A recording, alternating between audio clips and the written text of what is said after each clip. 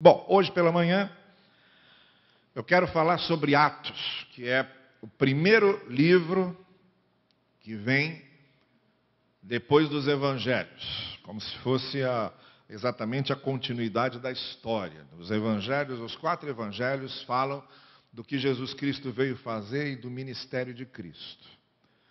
E o livro de Atos conta o que os apóstolos continuaram fazendo. Eu hoje não vou ler nenhum texto específico, porque eu quero falar do livro de Atos como um todo. Eu quero falar das 4 dimensões, ou dos 4 níveis de mensagens que nós encontramos nesse livro. E de que maneira diferente nesses 4 níveis e nessas 4 dimensões de mensagens, a gente encontra contribuições muito concretas e muito firmes para pensarmos a nossa ação como igreja, a nossa missão como igreja. Bom, em primeiro lugar, o livro de Atos possui um nível de informação. É um livro informativo. Isto é, quando você lê o livro de Atos, ele está contando a história, os primeiros anos, os primeiros desenvolvimentos, os primeiros movimentos dos discípulos de Jesus, dos apóstolos e daqueles todos que foram se convertendo. Então é um livro que quer nos trazer informações sobre como a igreja começou e como os discípulos fizeram os seus primeiros trabalhos, as suas primeiras atividades, as primeiras coisas que eles foram alcançando, foram desenvolvendo e foram realizando em nome do Evangelho, em nome da pregação do Senhor Jesus Cristo. Mas há uma informação que é muito específica do livro de Atos, e para a qual a gente precisa ter a atenção voltada, porque nem sempre isso fica muito explícito, mas está lá. Talvez a informação mais importante que o livro de Atos nos dê é de como o Espírito Santo conduz a igreja. Há toda uma ênfase muito especial no fato de Jesus Cristo ter ascendido aos céus e não ter deixado os seus discípulos sozinhos e ter dito, olha, eu vou deixar com vocês o meu Espírito. Ele virá e será o confortador, o consolador, o companheiro, o parceiro, o advogado, o orientador, aquele que vai lembrar vocês de tudo que eu ensinei, que é o Paráclito, que é a palavra que Jesus Cristo usa no grego. Paráclito é aquilo que se coloca ao lado, que está junto da gente, que está paralelo com a gente, que caminha com a gente. Foi assim que Jesus Cristo chamou o Espírito Santo. Ele é o Paráclito. Então, a informação mais importante que a gente tem no livro de Atos é que aquele grupo não estava sozinho, ou que a igreja não estava sozinha. Quando Jesus Cristo subiu aos céus, uma das últimas coisas que ele disse aos discípulos foi, olha, eu não vou deixar vocês sozinhos, eu estarei com vocês todos os dias. Só que a gente olha e não vê Jesus. A gente procura e não tem Jesus com a gente. E ele disse que voltaria e que quando a gente celebrasse a ceia, como a gente vai celebrar hoje à noite, aquilo era memória dele até ele voltar. Bom, se a ceia é memória dele até ele voltar, é porque ele não está com a gente. E se ele não está com a gente, o que foi que ele quis dizer quando disse que estaria conosco até a consumação dos séculos? Bom, fica muito claro que ele não está com a gente fisicamente como ele estava com seus discípulos, a ponto de podermos tocá-lo, de vê-lo, de ouvi-lo. Não é desse modo que ele está com a gente. Desse modo ele esteve enquanto estava aqui cumprindo seu ministério junto aos discípulos. Ele está conosco através do Espírito que habita em nós. O Pai, deu início a todo o projeto de salvação, o Filho veio executar, o Espírito Santo é esse selo, é essa chancela da obra, e é aquele que habita em nós. E Cristo então está conosco através do Espírito que habita em nós, do Espírito Santo que vai conosco. É assim que ele se faz presente. Então, o livro de Atos traz essa informação de que a igreja não está sozinha, ela está sendo levada, sendo conduzida pelo Espírito. O que nós fazemos, em termos de igreja, de proclamação do Evangelho, nós estamos fazendo conduzidos pelos propósitos do Espírito Santo de Deus. Mas nessa informação, há uma outra também importante, e que a gente vê no livro de Atos. É bom a gente ver para nós termos uma espécie de humildade e de quebrantamento de quem nós somos diante de Deus. Em vários momentos no livro de Atos, a igreja quer fazer uma coisa, Deus vai e faz outra. Quando Deus percebe que não pode ir pelos caminhos da igreja, ele vai por fora. Porque, por incrível que pareça, embora a igreja seja o corpo de Cristo, embora nós estejamos aqui para dar continuidade ao que Cristo faz, nem sempre, e numa grande parte de vezes, a igreja faz exatamente o que Deus quer que ela faça. Mas ele não fica preso nisso não, ele vai por fora. Se a igreja quer seguir um caminho que eles acham que devem seguir, e não é exatamente aquilo que Deus quer, e já tentou mostrar que não é, e eles continuam cegos para aquilo, Deus vai por fora. Uma coisa que o livro de Atos nos mostra é que a obra de Deus não se realiza só circunscrita à igreja, porque se fosse assim, essa obra teria sido interditada muitas vezes pela igreja. Porque a igreja cristã, ao longo da história, cometeu muitas injustiças. Cometeu muitos erros. Todas as vezes que a igreja se sentia maior que o próprio Espírito, todas as vezes que a instituição falava mais alto do que a voz do Espírito, Deus ia por fora. Por exemplo, na escolha de Matias como aquele apóstolo que ia substituir Judas. Logo que Judas morreu, depois da ressurreição e da ascensão de Cristo, os discípulos então se unem para eleger o 12º apóstolo. Escolhem Matias, que some. Nunca mais apareceu. Só na eleição. É igual muito político. Só na eleição é que apareceu. Depois desapareceu. Ninguém mais falou. Esse Matias não aparece nenhuma frase mais depois da eleição dele. Desaparece. Aí vem Deus trabalhando por fora. E trabalhando por fora, quem Deus chama para ser o 12º apóstolo é o apóstolo Paulo. Esse que a igreja não viu, quando viu não quis.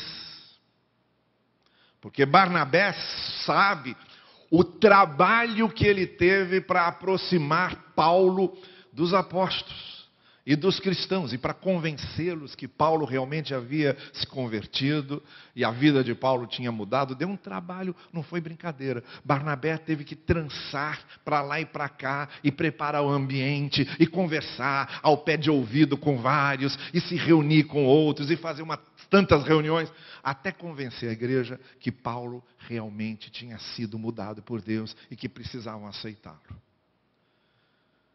Então Deus foi por fora, pegou uma pessoa que ninguém imaginava, ninguém apostaria um centavo na conversão de Paulo. E muito menos apostaria que Paulo se tornaria aquele missionário, aquele teólogo que foi. Não o homem que matava os cristãos, ou que perseguia e consentia na sua morte. Ninguém imaginava. Deus vai por fora. Quando a gente não vê, e quando a gente não aceita, Deus vai por fora. Quer ver outra coisa?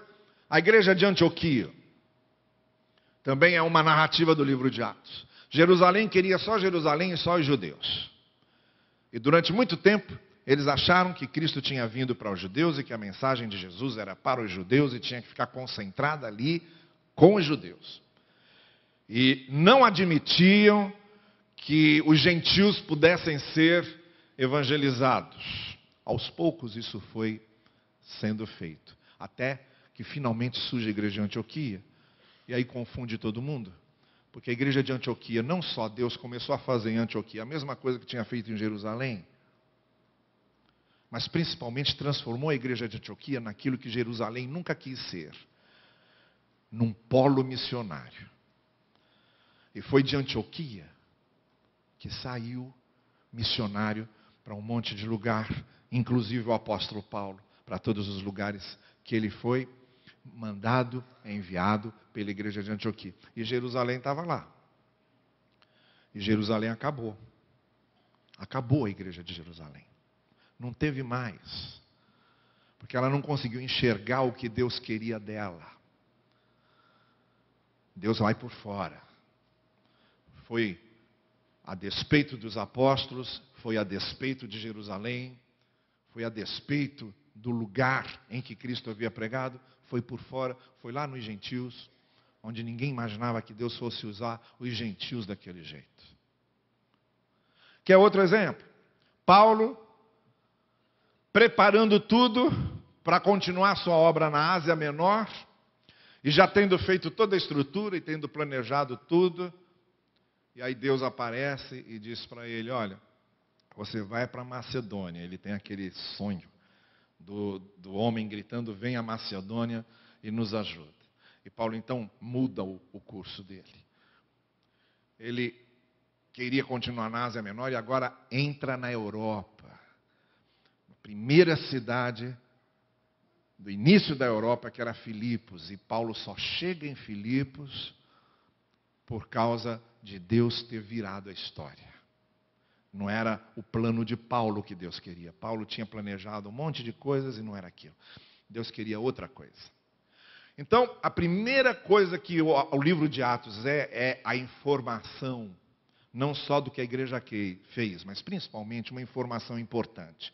Nem sempre a igreja está com a razão, nem sempre a igreja entende o que Deus quer, e nem sempre, por causa disso, Deus usa só a igreja. Às vezes ele vai por fora e usa coisas que a gente nem pode imaginar. O que a igreja precisa ter sempre é humildade, quebrantamento, contrição, para nunca deixar de entender o que Deus quer para ela. Porque a gente deixa de entender, a gente não quer, não aceita. Os nossos planos às vezes falam mais alto do que o que Deus está querendo. E nisso, quando Deus vê que não dá para usar a igreja, Ele usa outra coisa. E vai por fora. Porque a igreja não é a única coisa que Deus pode usar nesse mundo.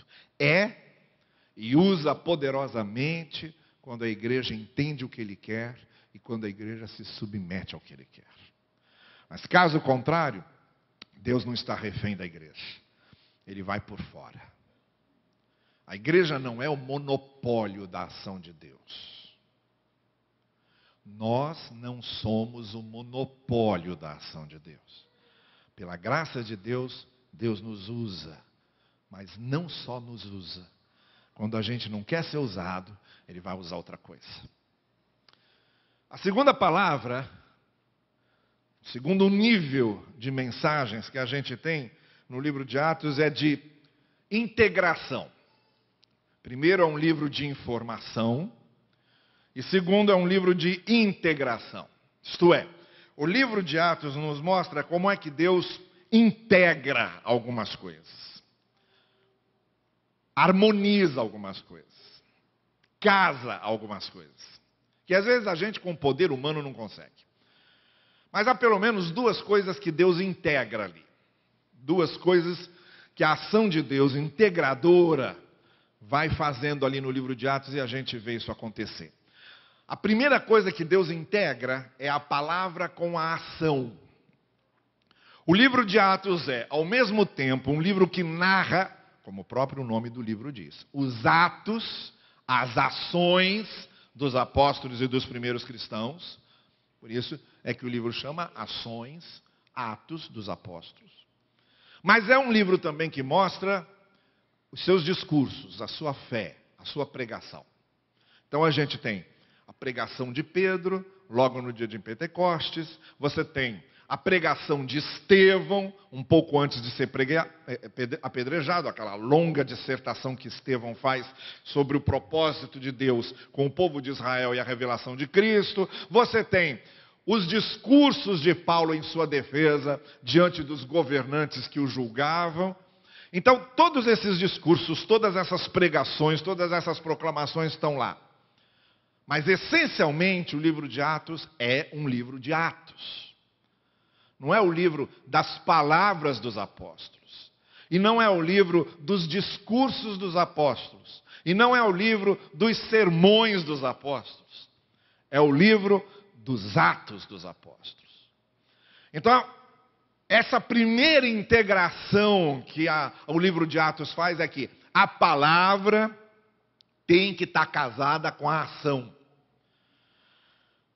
A pregação tem que estar casada com o movimento, com os atos, com o que é produzido. O livro de Atos deixa claro que a igreja não pode ter um discurso de fé, ela tem que ter uma prática de fé. A igreja não é só ortodoxia, a igreja é também ortopraxia. A igreja é para fazer. A igreja não é só para dizer, é para dizer também. Mas de maneira muito especial, é para fazer. A gente tem que integrar essas duas coisas. O que a gente crê e o que a gente vive. O que a gente prega e o que a gente faz. E isso tem que estar integrado de maneira que a igreja vá se expandindo da forma evangelística, missionária, proclamatória, mas também de maneira que vá semeando e colhendo de maneira prática. A igreja não foi feita por Deus para ficar apenas ouvindo. A igreja foi feita para praticar, para viver. Essa é a primeira integração. É também uma mensagem de integração, não só nesse nível da integração da palavra com o ato, mas é também a integração da diversidade. A integração primeira que a gente vê logo nas primeiras páginas de Atos é essa trabalhosa, difícil, que foi a integração dos judeus com os gentios. Esse muro separando.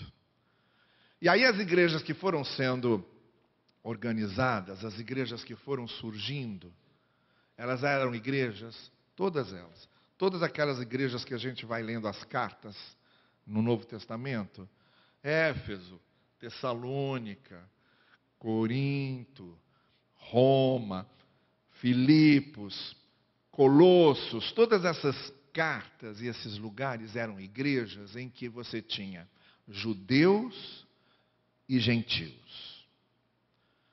Gente que vinha do judaísmo, mas também gente que vinha de várias outras experiências religiosas greco-romanas, e que foram conhecendo o Evangelho, foram se integrando como um corpo.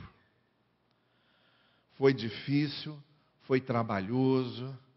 No capítulo 15 de Atos é um capítulo muito tenso, porque a igreja de Jerusalém se reúne para discutir o que eles vão fazer com os gentios, se a gente vai se reunir com eles ou não. Olha só que coisa, eles se reuniram em Atos 15 para saber se eles considerariam os gentios irmãos em Cristo ou não. E felizmente, por causa de uma palavra que Tiago, que estava conduzindo aquele encontro, deu, uma ponderação muito lúcida e muito sensata, a coisa foi encaminhada para que as acomodações fossem feitas. Mas vocês já pensaram se houvesse lá um radical? Se houvesse lá um fundamentalista desses? Um ultraconservador desses? Um faccioso desses? que se levantasse e dissesse: não, o evangelho é só para os gentios, e a gente não pode considerar gentios judeus, e a gente não pode considerar gentil como irmão. Cristo não veio para os gentios, Cristo veio para os judeus. Nas nossas igrejas deve haver apenas judeus. E vocês já pensaram se esse radical, fundamentalista, ultraconservador, tivesse tido poder de influência para impedir que a palavra chegasse aos gentios? Bom, nós batistas, na nossa história, nós já passamos por uma situação semelhante. E graças a Deus a gente foi aprendendo. Mas foi muito difícil. Porque surgiu no século XIX, no sul dos Estados Unidos, um movimento chamado landmarquismo. Landmark no inglês é aquela fronteira que você marca para marcar o território. Então o movimento landmarquista, ele marcava o território de quem são os batistas e quem não são. E ele partia do seguinte pressuposto: os batistas são os únicos cristãos verdadeiros na face da terra. Por isso que eu vivo lembrando que os nossos debates, as nossas conversas, vocês que gostam disso, né? O pessoal no Facebook adora um debate, uma polêmica, ficar discutindo no Facebook. Hoje a gente está vivendo essa cultura muito do eu tenho que dar uma opinião de qualquer jeito, e o pessoal fica lá. E aí eu, às vezes, quando eu tenho acesso a alguma daquelas coisas lá, eu fico lendo aquela bobajada, e principalmente a bobajada mor. A bobajada mor é a seguinte: não vai encontrar aqui em cima, nas conclusões, não vai concordar se os pressupostos são diferentes. Os nossos debates têm sido debates em cima de conclusões, cada um partindo de um pressuposto diferente. Se você parte do pressuposto de que o marrom é azul, não vai concordar aqui em cima. Então, os nossos debates e discussões têm que ser sobre os pressupostos que nós estamos usando. Isso é que é debate e discussão, e não a bobajada que acontece lá só em cima da cereja do bolo. Nunca vão entrar em acordo e nunca vão conseguir contribuir com nada, porque o pessoal está discutindo conclusões. A gente não debate conclusões e não discute conclusões. A gente debate e discute pressupostos. O ponto de partida do qual eu estou partindo, ele é válido ou não? Bem, qual era o pressuposto desses batistas do sul dos Estados Unidos no século XIX? Só os batistas são cristãos verdadeiros. Bom, se esse pressuposto está certo, então, só os batistas, só o batismo das igrejas batistas é que vale. Então, quando uma pessoa era batizada por imersão numa outra igreja, e chegava numa igreja batista, ela tinha que ser batizada de novo, ainda que já tivesse sido batizada por imersão, porque só o batismo, só a imersão, só a água batista que valia. Então tinha que ser batizada de novo. Segundo, só pode participar da ceia quem é batista. Vocês lembram do tempo que os pastores falavam assim: quem é da mesma... Aí, tá vendo? Está cheio de landmarquista aqui. Quem é da mesma fé e ordem. Agora vê que coisa. Mesma fé e ordem. Mesma fé, a fé do evangelho, está ótimo. Mas a mesma ordem. Quer dizer, tem uma igreja que tem embaixadores do rei, e uma que não tem embaixadores do rei, ela já não pode participar da ceia, porque a ordem é outra. A organização é diferente. Estão vendo a coisa como é que é? Difícil. Eu fui pregar, encerrar uma vez há muito tempo atrás, uma conferência que eu fiz numa igreja que tinha essa ceia, que era a ceia ultra restrita, que era não só para batistas, era para membros da igreja apenas. Só os membros daquela igreja é que podiam participar da ceia. E eu preguei lá, na quinta, na sexta, no sábado, no domingo de manhã, no domingo à noite, o pastor quis encerrar a conferência, não só com a mensagem, mas depois com a celebração da ceia. Então eu preguei domingo à noite, aí veio a celebração da ceia. Eu não pude participar, porque eu não era membro da igreja. Aí passava o pão, e eu não podia pegar, porque eu não era membro da igreja. Passava o cálice, eu não podia pegar, porque eu era membro da igreja. E foi lá que me deu o clique. Foi lá que eu disse, então é assim que um irmão de outra denominação se sente nas nossas igrejas quando a gente dá ceia só para batista. Mas, de certa forma, era uma conclusão lógica. Porque se só os batistas são cristãos verdadeiros, só os batistas é que podem participar da ceia. Bom, então, só valia batismo batista, só valia ceia batista e só valia pregador batista. Só um pregador batista podia pregar numa igreja batista. Também é outra coisa lógica. Se só os batistas são cristãos verdadeiros, só eles é que podem pregar. Mas aí é que eu digo para vocês que a coisa não é a questão da conclusão, é do pressuposto. O debate tem que ser feito em cima do pressuposto. A pergunta não é se só batista pode tomar ceia. A pergunta é, só os batistas é que são cristãos verdadeiros? Essa é que é a pergunta. É a do pressuposto. E se você resolve o pressuposto, você resolve o resto. Então, como os nossos primeiros missionários que vieram para cá, no final do século XIX, vieram todos eles praticamente do sul dos Estados Unidos, e como esse movimento se espalhou pelo sul dos Estados Unidos como um bloco, todos eles praticamente eram landmarquistas. E todos eles, quando chegaram aqui, ensinaram que só batista podia participar de ceia, que só valia batismo batista, que só valia pregador batista. E a gente cresceu, gerações inteiras cresceram ouvindo isso. E a gente perdeu essa dimensão da integração, que é a seguinte: batista não é o único cristão verdadeiro no mundo e não é o monopólio da palavra. Agora vocês imaginem se só a pregação dos batistas é que fosse a pregação verdadeira. Se não houvessem outras expressões de fé cristã também pregando o evangelho, do jeito que ia ser se só dependesse da gente, dos batistas. Onde um batista não chega, a palavra não é pregada. Onde um batista não está, lá não tem cristianismo. Bom, o livro de Atos, aquele negócio de judeus e gentios era mais ou menos isso aí. Era isso aí mais ou menos.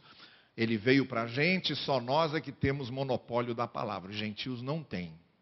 E o apóstolo Paulo, quando começa a pregar, ele quer ensinar justamente isso. Ele diz, não, senhores, o evangelho veio para todos.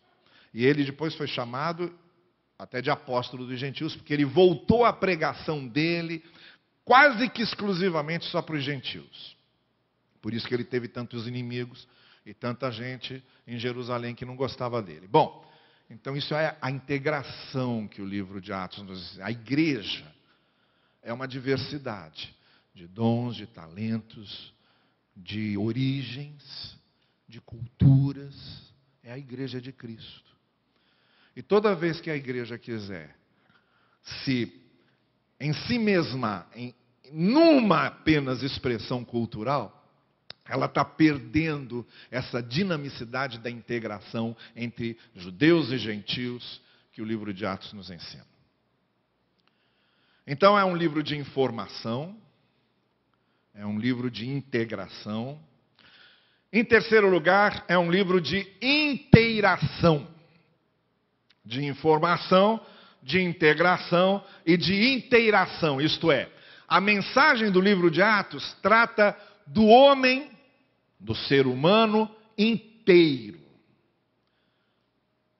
Corpo e alma, mente, emoções. É o ser humano, ele não divide a coisa. O evangelho é para a alma. Não, o evangelho não é para a alma. O evangelho é para o ser humano. O evangelho fala da vida eterna? Não, o evangelho não fala só da vida eterna. O evangelho fala da vida e ponto. Daqui e da outra. Então o evangelho é para o ser humano inteiro. Ele promove essa interação. O que a gente vê no livro de Atos acontecendo é que todas as vezes que havia carência de fome, carência financeira, carência de necessidades, a igreja se mobilizava para socorrer. Por quê? Não é só a alma do indivíduo que importa. o corpo dele também, a saúde dele também. O ministério da igreja não é só pregar para povoar o céu. O ministério da igreja é para resgatar vidas. E sendo que, quando o evangelho chega numa pessoa, ela se converte, se transforma e vai continuar vivendo aqui, então é para fazer vidas para cá também. Além de fazer vidas para lá. Mas essa questão de vidas para lá é outra história, com a qual a gente não deve nem ficar se preocupando muito, porque a vida para lá é um mistério. É um mistério, ninguém sabe. Só quem já foi. Para a gente é um mistério. Então não adianta a gente ficar achando que está preparando só vidas para lá e ficar se preocupando muito com as vidas para lá, porque as vidas para lá é um mistério, ninguém sabe como vai ser. A Bíblia dá lá uma informação ou outra, dá uma figura ou outra, mas é tudo figura de linguagem, é tudo metáfora, é tudo alegoria, é tudo comparação. Não tem condição da gente saber como vai ser aquela vida lá, porque está totalmente fora da nossa realidade, é outra história. O que importa mesmo é como preparamos as pessoas para essa vida. De que maneira o Evangelho de Cristo vai transformar pessoas para essa vida. Para serem pessoas aqui de bom caráter, pessoas que sejam bons filhos, bons pais, bom cônjuge, bom patrão, bom empregado, bom vizinho. É para isso que a igreja está aqui, para preparar pessoas para essa vida. A outra, Deus prepara. É com Deus. Não tem como a gente ficar medindo a mobília e descrevendo a mobília do céu. Não tem. É um mistério. Aqui a gente prega o evangelho, a pessoa está salva para outra vida, está ótimo, mas isso é problema de Deus. O que a gente vai fazer aqui é preparar a pessoa para essa vida. Essa inteiração está lá no livro de Atos. Em que aquelas pessoas foram preparadas para viver aqui como cristãos. Para darem testemunho aqui como cristãos. Para iluminarem a vida dos outros aqui. E muito especialmente nessa perspectiva social de mudar a sociedade. Porque era esse o apelo. Vamos mudar a nossa sociedade. Somos sal da terra e luz do mundo. É por isso que a gente está aqui. É a interação. Então é um livro que fala de informação, é um livro que fala de integração, é um livro que fala de interação. E por último, é um livro que também trabalha com o nível da inspiração. Da informação, da integração, da inteiração e da informação. Ou digo, da inspiração. O livro de Atos foi escrito para nos inspirar no seguinte sentido. Atos, hoje, somos nós. É a gente que continua escrevendo aquela história. O Evangelho de Mateus terminou porque Jesus morreu, ressuscitou, voltou para os céus. Marcos termina pelo mesmo motivo e pelo mesmo motivo terminam Lucas e João. Jesus cumpriu o seu ministério e voltou para os céus. As cartas de Paulo foram terminando à medida que ele tratava do assunto que ele queria tratar, concluiu e encerrou. Assim também as cartas gerais. O livro do Apocalipse, por fim, termina quando ele cumpre o propósito dele, que é nos preparar para o futuro de triunfo e de vitória que Deus está preparando sobre a história. E quando ele termina de dizer figurativamente como será esse controle de Deus da história, ele encerra o livro falando da Nova Jerusalém e acabou. Mas o livro de Atos não termina. O livro de Atos começou quando os discípulos começaram a se organizar para pregar e continua hoje. Nós continuamos escrevendo os atos dos apóstolos e da igreja. A gente continua transformando o livro de Atos numa narrativa que segue ao longo da história da igreja. E em cima, principalmente, de dois fatores inspirativos. Eu disse que era uma mensagem de inspiração. Há pelo menos dois fatores inspirativos no livro de Atos. Primeiro no seu prólogo, na abertura, o outro no seu epílogo, no fechamento.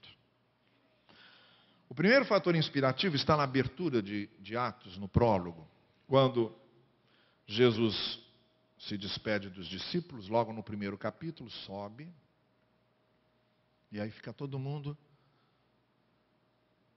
olhando, com aquela cara de caneca ali, olhando, esperando o que é que vai acontecer, o que é que vem depois disso. Aí aparece um anjo que diz o seguinte: por que é que vocês ficam olhando para cima?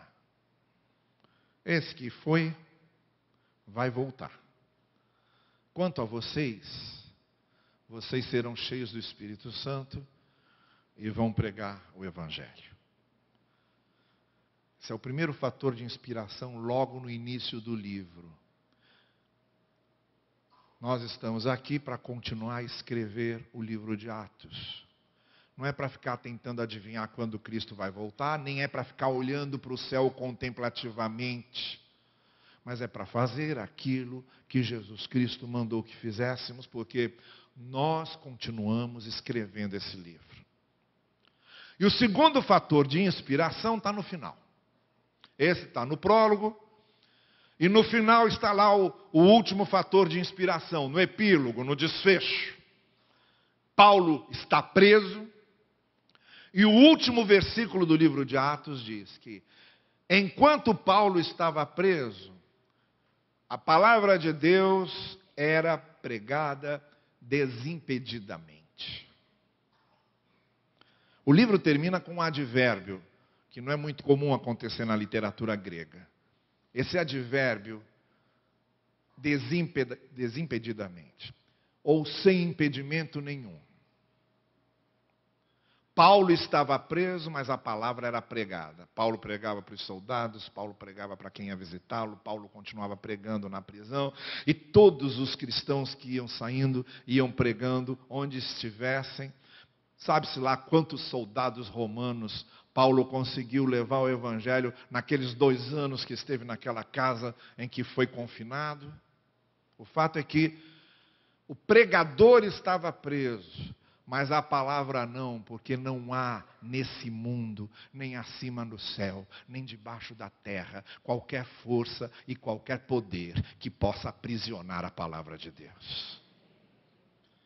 O fator de inspiração é que ninguém segura a palavra. A palavra que sai da minha boca, diz Isaías, não voltará para mim vazia.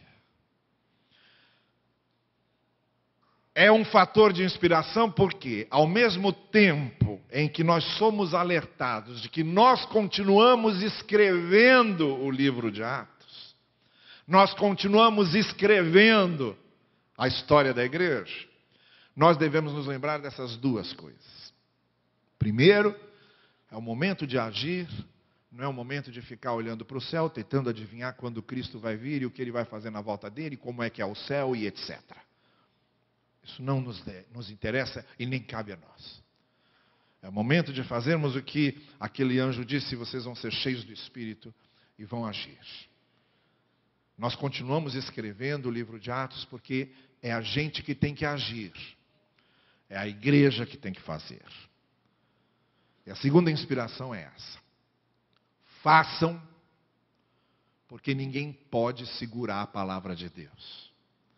Por mais difícil que pareça, por mais trabalhoso que seja, por mais obstáculos que tenha, ainda que o horizonte esteja fechado, ainda que não haja nenhuma esperança daquilo que vai dar certo, lembre-se de que ninguém aprisiona a palavra de Deus. A palavra de Deus é uma semente que, quando é semeada, tem um poder próprio, que vai se desenvolvendo e vai rompendo a terra, e vai crescendo e vai dando frutos, coisa que a gente não pode controlar, porque é a palavra de Deus. A gente não pode desanimar quando as coisas são difíceis, ou parecem que não tem retorno, ou parece que não há nenhuma chance daquilo dar certo. A gente não pode se apavorar e nem se desesperar com isso, porque a palavra de Deus continua sendo pregada desimpedidamente. E nós fazemos parte dessa história. E nós fazemos parte desse processo. Meu irmão e minha irmã, o livro de Atos começou a ser escrito lá atrás, provavelmente no ano 70 depois de Cristo. Mas continua sendo escrito até o dia de hoje com a sua vida, com aquilo que você faz, com aquilo que você semeia, com a maneira como Deus usa a sua vida. É você, somos nós que continuamos escrevendo o livro de Atos e vamos continuá-lo, porque pelo poder do Senhor, a palavra de Deus continua sendo pregada sem impedimento algum, e que Ele assim nos abençoe. Amém.